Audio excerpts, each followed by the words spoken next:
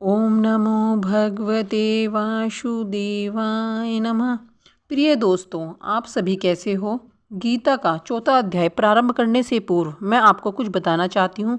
वैसे तो सभी की ज़िंदगी बहुत ही व्यस्त है और हम सभी के पास इतना समय नहीं होता कि हम गीता का अध्याय पढ़ सकें या सुन सकें।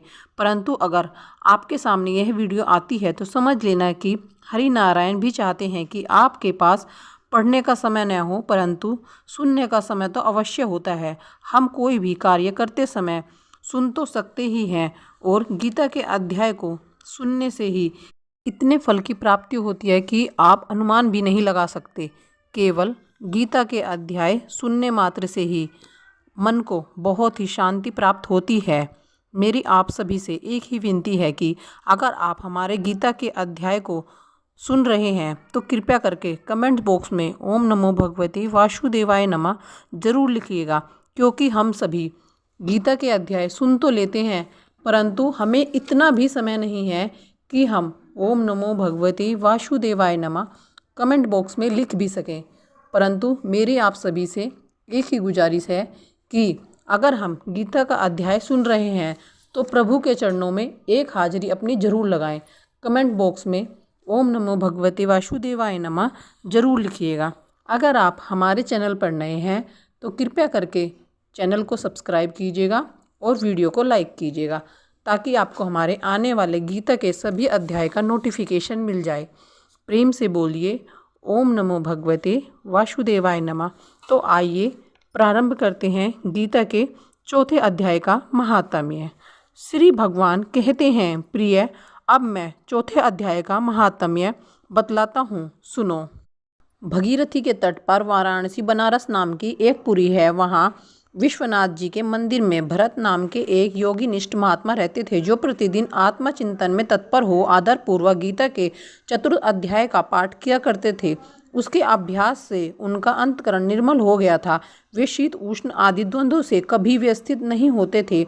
एक समय की बात है, वे तपोधन नगरी की सीमा में स्थित देवताओं के दर्शन करने की इच्छा से भ्रमण करते हुए नगर से बाहर निकले। वहाँ बेर के 2 वृक्ष थे, उन्हीं की जड़ में वे विश्राम करने लगे। एक वृक्ष की जड़ में उन्होंने अपना मस्तक रखा था और दूसरे वृक्ष के मूल में उनका एक पैर टिका हुआ था। थोड़ी देर बाद तब वे तपस्वी चले गए। तब बेर के वे दोनों वृक्ष 5 ही 6 दिनों के भीतर सूख गए, उनमें पत्ते और डालियां भी नहीं रही। तब पश्चात वे दोनों वृक्ष कहीं ब्राह्मणों के पवित्र गृह में 2 कन्याओं के रूप में उत्पन्न हुए। वे दोनों कन्याएं जब बढ़कर 7 वर्ष की हो गई तब एक दिन उन्होंने दूर देशों से घूमकर आते हुए भरत मुनि को देखा। उन्हें देखते ही वे दोनों उनके चरणों में पड़ गई और मीठी वाणी में बोली, मुनि, आपकी ही कृपा से हम दोनों का उद्धार हुआ। हमने बेर की योनि त्याग कर मानव शरीर प्राप्त किया है। उनके इस प्रकार कहने पर मुनि को बड़ा विषम्य हुआ। उन्होंने पूछा, पुत्रियों, मैंने कब और किस साधन से तुम्हें मुक्त किया था? साथ ही यह भी बताओ कि तुम्हारे बेर के वृक्ष होने में क्या कारण था, क्योंकि इस विषय में मुझे कुछ भी ज्ञात नहीं है। तब वे कन्याएं पहले उन्हें अपने बेर हो जाने का कारण बतलाती हुई बोली, मुनि, गोदावरी नदी के तट पर छत्रपाप नाम का एक उत्तम तीर्थ है, जो मनुष्यों के पुण्य प्रदान करने वाला है।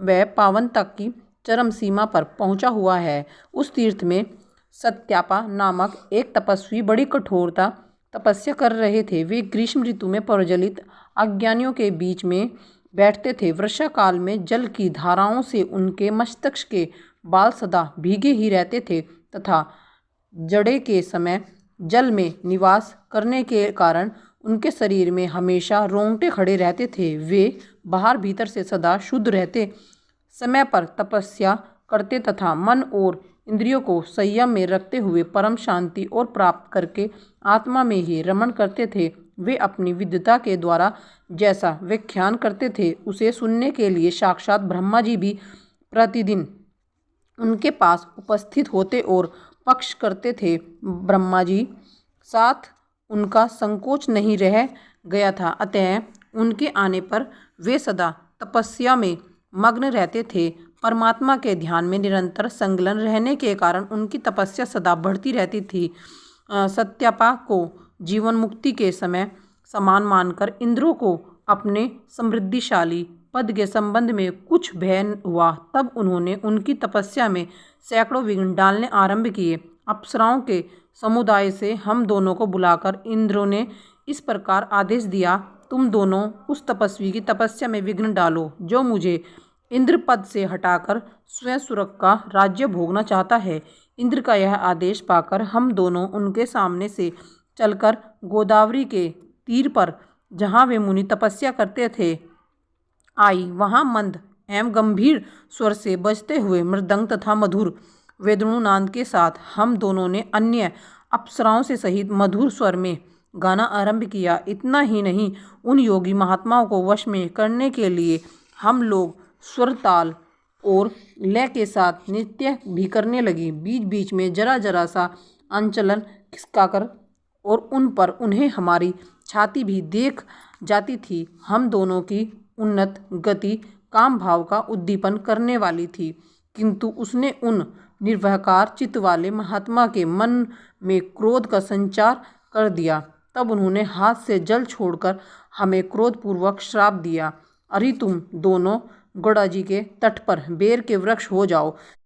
यह सुनकर हम लोगों ने बड़ी विनय के साथ कहा, महात्मा, हम दोनों पराधीन थी, अतः हमारे द्वारा जो दुष्कर्म बन गया है उसे आप क्षमा करें। यूँ कहकर हमने मुनि को प्रसन्न कर लिया।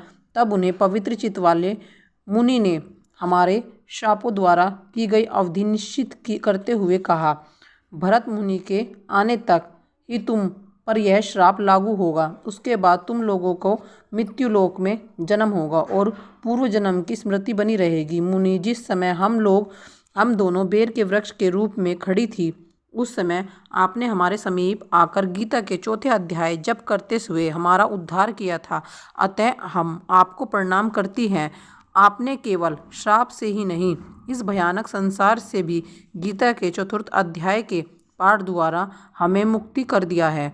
श्री भगवान कहते हैं, उन दोनों के इस प्रकार कहने पर मुनि बहुत ही प्रसन्न हुए और उनसे पूजित हो विदा लेकर जैसे आए थे वैसे ही चले गए, तथा वे कन्याएं भी बड़ी आदर के साथ प्रतिदिन गीता के 4 अध्याय का पाठ करने लगी, जिससे उनका उद्धार हो गया। आज यहाँ पर गीता के 4 अध्याय का महात्म्य संपन्न होता है। अगर आपको हमारी वीडियो अच्छी लगे तो कमेंट्स बॉक्स में आप ओम नमो भगवते वासुदेवाय लिखना मत भूलिएगा। धन्यवाद।